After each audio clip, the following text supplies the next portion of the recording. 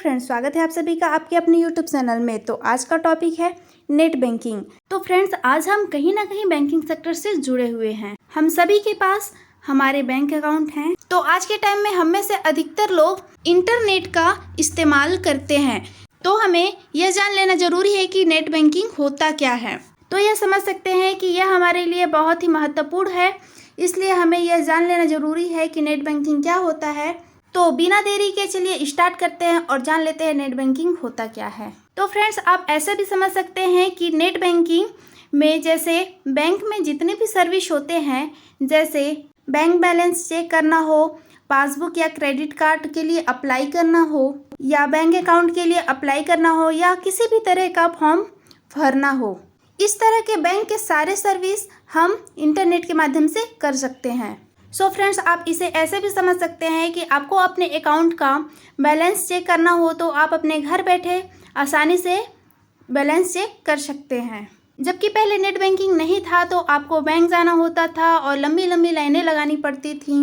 उसके बाद ही आप अपना बैंक अकाउंट चेक कर पाते थे, बैलेंस चेक कर पाते थे। आपको कोई फॉर्म भरना होता था तो उसके लिए भी लंबी लंबी लाइनें लगानी पड़ती थीं।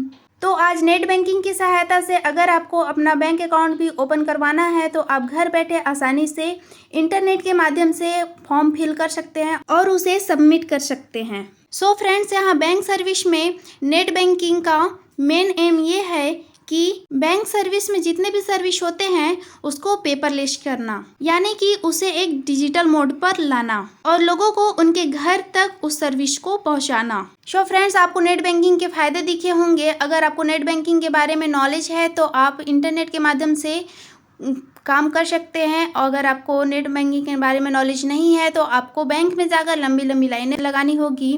नेट बैंकिंग के फायदे तो हैं, साथ ही साथ इनके नुकसान भी हैं। इंटरनेट पर आपके बहुत सारे डेटा हैं, साइबर सिक्योरिटी से जुड़े बहुत सारे खबरें हैं। कभी कभी आपके डेटा लीक हो जाते हैं, किसी साइट्स के पासवर्ड हैक हो जाते हैं। तो यह एक इसका डिसएडवांटेज भी है कि अगर अपने अकाउंट को अच्छी तरह सिक्योर नहीं रखते हैं तो आपका अकाउंट कहीं ना कहीं डेंजर हो सकता है, यानी खतरा हो सकता है आपके अकाउंट को।